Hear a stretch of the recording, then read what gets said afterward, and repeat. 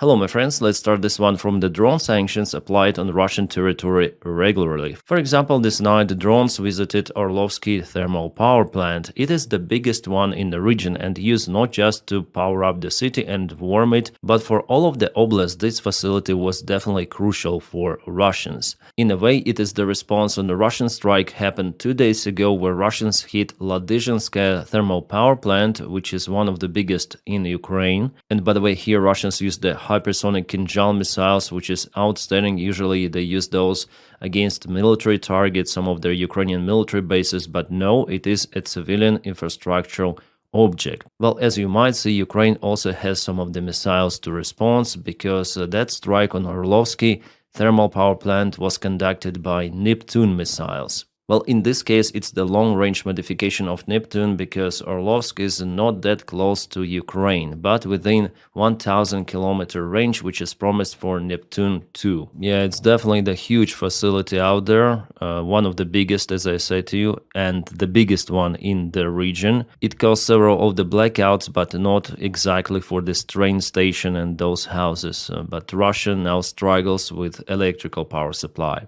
Also, kabooms were reported in Vladimir village. You see, there was the spark and immediately some certain blackout happened in several areas. Later on, this video was shown, so it's the local substation. Ukraine targets not just Russian refineries, but also electrical power supplies, as you might see, not just for the bordering Russian regions, but a little bit behind. And one more video from the place. Before it was the small fire, but later on it sparked widely in this place, and Russia now has to seek for the spare parts to repair it. But as we understand, there are some of the issues for the spare parts for Russia to obtain. Today there was the briefing in the President's office of Ukraine where Maluk, the head of the Ukrainian SBU, reported that Ukraine already used several of the Flamingo missiles to strike Russian facilities. Totally 9 of those missiles were used against Russian infrastructure, but from what I understood, I'm monitoring the Ukrainian long-range strikes.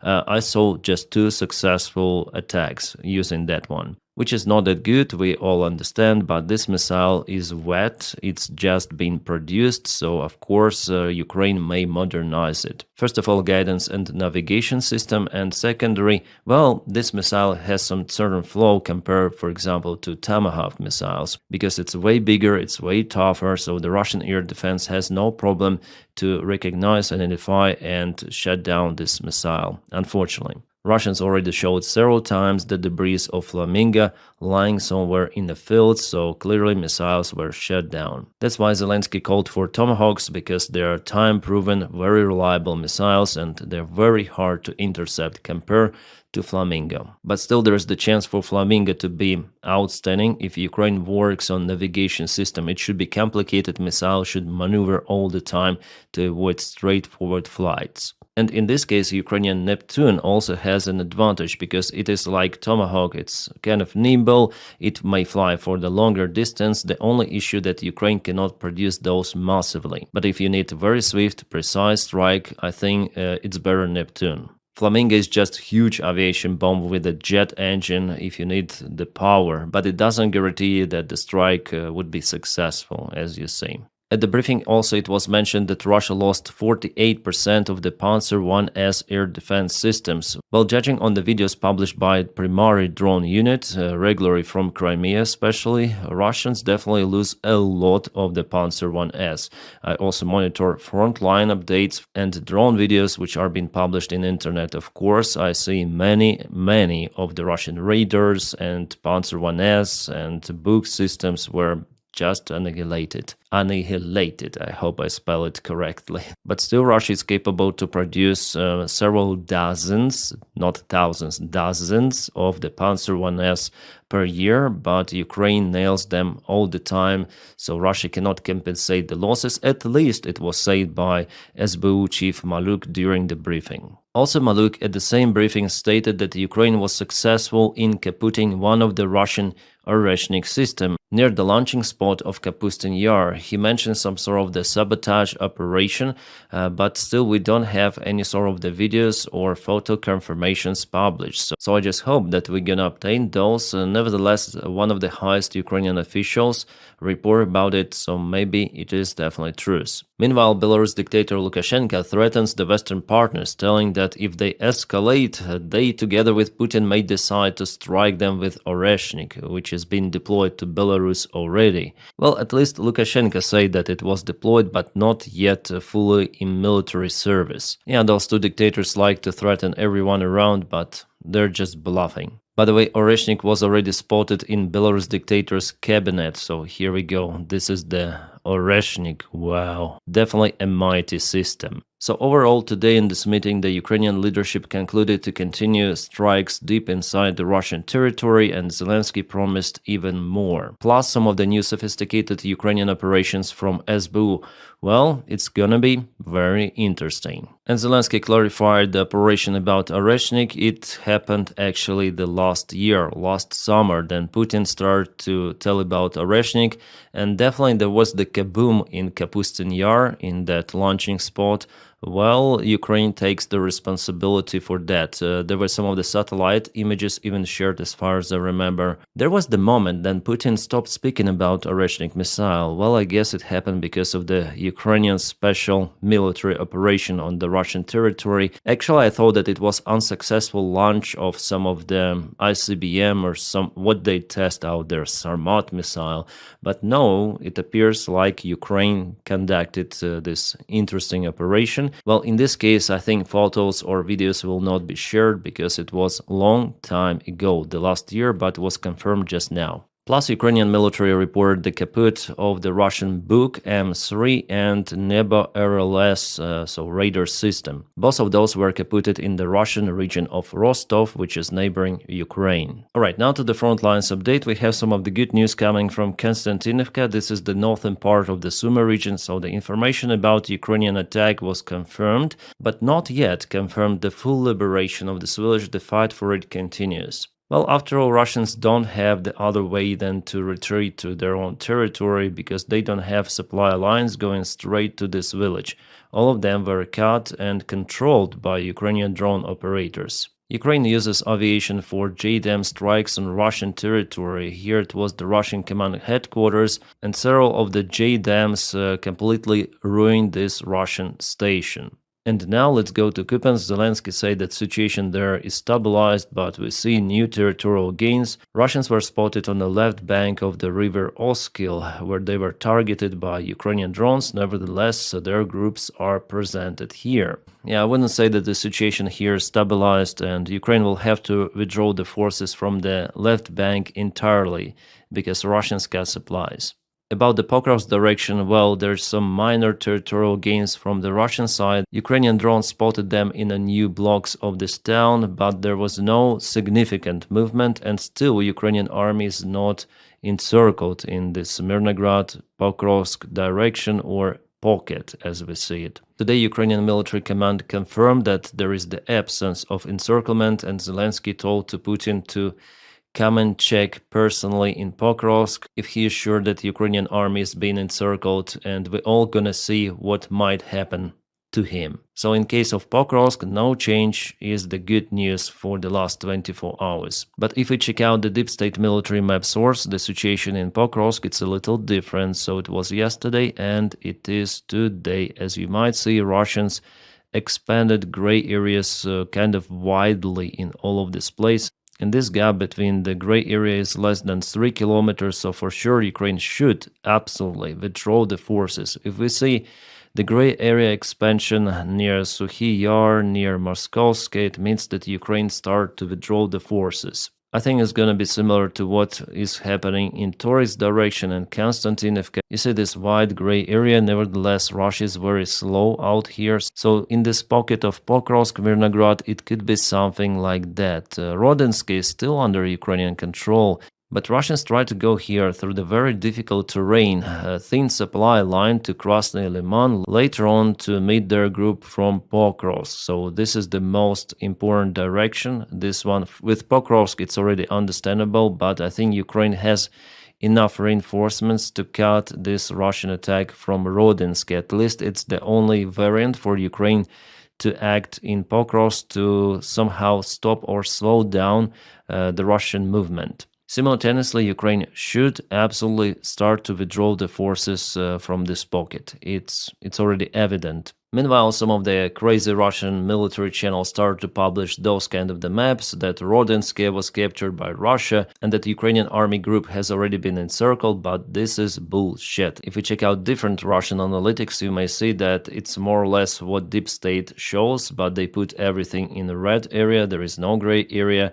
Well, here they put also everything red, but in fact it's not like that. And this is the Deep State with multiple of the gray areas, but I believe this source. And Russians, of course, they cannot create bridgehead in Pokrovsk yet. Just separate occasional small groups of the Russian army is presented in several areas, and in most of the cases they were just nailed by Ukrainian drone operators, but still they keep presence, and it's just a matter of time then Russia occupies Pokrovsk, unfortunately. And after all, Dnipropetrovsk region, well, I'm quite concerned about the situation happening because Russians, they're already in Novoalexandrivka. It is very close to Pokrovsk. Come on, update please. Yeah, it looks like the server is not loading correctly. Well, anyways, Russians are very close to Alexandrivka. Also, Russians again tried to attack towards Malatokmachka before they lost lots of the armored vehicles. It was a big, huge convoy. Well, today they decided to use a motorcycle instead of those heavy vehicles because the weather was nice and Ukraine spotted them on the way and kaputted. Yes.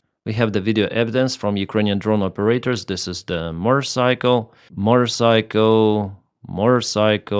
So totally 11 of the motorcycles Russia lost during a single attack, and more detailed video from the close perspective and Russian perspective of this kaboom you may find on my Telegram channel. In the video description there is the link for it. Again, there are some of the donkeys on the front lines that Russian army uses. Well, they do not use those everywhere, but still there are some of them donkeys, and sometimes they are crucially needed. Especially this time of the year, there's pretty much enough water for them to drink and they eat just grass around, still capable to carry lots of the ammunition and walk where humans can walk. So you don't need to have any sort of the fuel, any sort of the loud all-terrain vehicle, motorcycle. So actually there are multiple of the advantages in those donkeys. Yes, they are slow, but maybe it's the only disadvantage they have.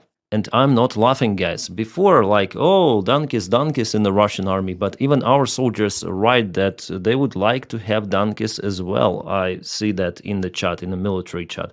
Just imagine you have this thing, you can load everything you want on this one, and you can walk with it everywhere you want. At the same time, kind of silently, and they do not fight on the front lines. Usually they're a little bit behind. They're being used for supplies, food deliveries and so on. But Ukraine, yeah, there were already cases, then Ukraine kaputted those donkeys. It's not because the Ukrainian army is terrible, but because Russians are using donkeys. So from this morale perspective, I wouldn't use donkeys. But from the practical point of view, if you are not bothered with the speed, it could be a good tool actually. I'm not joking, absolutely, and donkeys are not elsewhere in the Russian army, just occasionally, but they like to film those, that's why those videos are being posted. I was also asked about this video. There is the camel, which Ukrainian soldiers took somewhere from the front lines. By the way, here something happened with M113 infantry vehicle. Our guys used the fire extinguisher and they pointed out at this camel, and some of the people say that it's the Russian camel, but actually it's not. It's not specified where this camel was taken from. It was just evacuated from the front lines. Could be in some of the private household or maybe local zoo, circus. There was no any sort of the information published that Russians used this camel for the military purposes. And I guess a year ago this image was taken. It is just for the photo. Russians didn't use this camel. Again, no information that it was used on the front lines. They took it just for posing. There's the zoo behind, and after all, people start to tell that the Russian army is fighting on camels, which is nonsense. But yes, they use some of the animals like donkeys and horses for supply deliveries, and I don't see a cringe there, and I'm not laughing about it because in practice those animals could be used. Well, not camels, of course, yeah, but they don't use camels. We shouldn't underestimate Russia as an enemy. It is very, very powerful. And if we check out the military map, and I'm reviewing this map for almost 4 years already, if we go at 2024, let's say beginning, yeah, you see, and compare it with today, you see that it's kind of the vast Russian advancement. Yeah, in some areas, like for example, from Bakhmut to Chasiv Yar, they moved by 10 kilometers and still were not capable to occupy Chasiv Yar fully. Recently, Russia lost a couple of the vehicles in this northern part. They want to go to Konstantinivka from several directions. But speaking about this southern area, Vuhledar, Velika Novosilka, Gulay-Pole, Kurakhove, soon is going to be Pokrovsk, Mirnograd, well, there Russia has advantage. And you see how close they're already to Zaporizhia. It might look distant, but compare the current territorial gains with Vuhledar, Vladimirivka, which was occupied by Russians the last year, so 83 kilometers here. And from this side to Zaporizhia, almost the same distance, 86 kilometers. And here Ukrainian defense line goes somewhere close to Pokrovsk, but it's the last line for Russians to break through and to reach Zaporizhia. On the south there are more Ukrainian defense lines, that's why they still cannot reach Stepnohirsk, but here they're very effective in this direction. Even if we go 1 month ago, September the 1st, you see, September the 1st and today, kind of significant movement. But the main focus for Russians is obviously Slavyansk, Kramatorsk, Drushkivka, Konstantinivka. Guys, if they occupy and break through Ukrainian defense in this area, it's gonna be the open way for them to reach Pavlograd, Dnipro, even Kharkiv from the southern side. Because here Ukrainian defense is not that robust as in Slavyansk, Kramatorsk, Drushkivka. So Putin is waiting for that. He is preparing lots of the forces right now to break defense, and after it he thinks that he will be more successful and way faster will be able to gain more ground. It's the calculation of Russia as I see it, and really it might work for them if the situation in Ukraine continues to deteriorate with Ukrainian military support and morale of people, because fighting 40 years against this prevailing enemy is very, very hard, even though Russia has losses. But if I check out the general situation on the front lines, I would say I'm not so much optimistic as many of the pro-Ukrainian speakers. I'm the one myself, but I see like what is happening on the front lines, reality.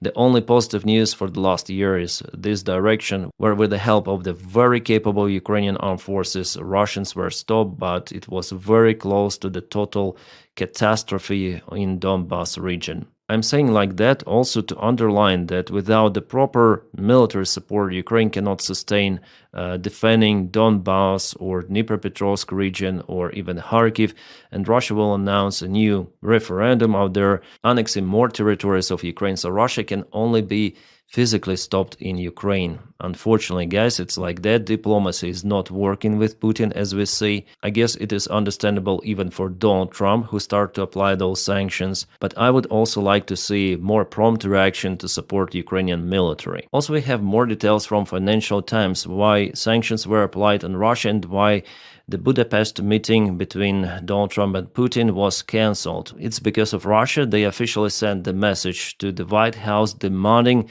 demilitarization of Ukrainian army, even not just for Ukraine to give up Donbas or something. No, full demilitarization of entire country. Well, even the current White House administration understood that it's just unconditional ceasefire of Ukraine, capitulation, and they say that Ukraine will never support it. It means that Russia doesn't want to stop, so let's apply some of the sanctions and stop talking with Putin, at least for now. Russia is still standing on its demands since the beginning of the special military operation. Oh, we have some breaking news coming from Venezuela. United States closed the part of the airspace and conflicting information is coming from that region. Some of the sources close to Pentagon are saying that the strike of the United States on some of the infrastructure of Venezuela is imminent. Then around half an hour ago, Donald Trump reported that all of that is not real, that the United States is not planning to strike Venezuela. Nevertheless, after his speech, some areas were closed for commercial traffic, Meanwhile, Maduro asks for immediate military support from Russia. They want to obtain some of the ammunition, missiles, and so on. But something tells me that Russia needs that stuff as well. I guess Maduro should learn the history from Syria, where Russia didn't help at all, but Syria is way closer than Venezuela to Russia. Well, a few days ago, indeed, one of the Russian cargo planes, Ilyushin 76, landed in Venezuela, but as you understand, one military plane is not enough to deliver something to this army to be really capable. And more breaking news we have coming from the United States of America. So Pentagon cleared giving Ukraine long-range Tomahawk missiles, leaving final decision to Trump. The situation is pretty much similar to Venezuela case because Pentagon already aimed the key points of Venezuelan infrastructure, leaving the final decision to Trump to act immediately or to postpone this decision. Well, if Donald Trump really releases Tomahawks for Ukraine, it's gonna be fantastic news because, as I said to you, this cruise missile is really outstanding. But of course, Ukraine needs hundreds of those, plus the ground launchers, and there is the problem with those. Well, maybe United States might test those ground launchers in Ukraine in active battle. My friends, thank you so much for your kind support on Patreon. The link for it is in the video description just below, and also on membership of the channel. You might press join button to join me here, and I promise to film more of the Patreon and membership only content, exclusive one. I just hope I'll find some of the free time tomorrow after today's Halloween stream, which is available for everyone on my Twitch and also my alternate or second channel, where I speak about absolutely every sort of the topic. So if you watch this video at the Halloween night, check out my resources. Maybe we're gonna meet each other on that stream. And also, guys, if you do not have the opportunity or willingness to support me on Patreon or membership, you may just press your huge like to this video and subscribe for the channel to boost this video in YouTube algorithms, because it's very important. Thank you so much for it as well. My friends, I wish you all a peaceful sky wherever you are, and have a great time.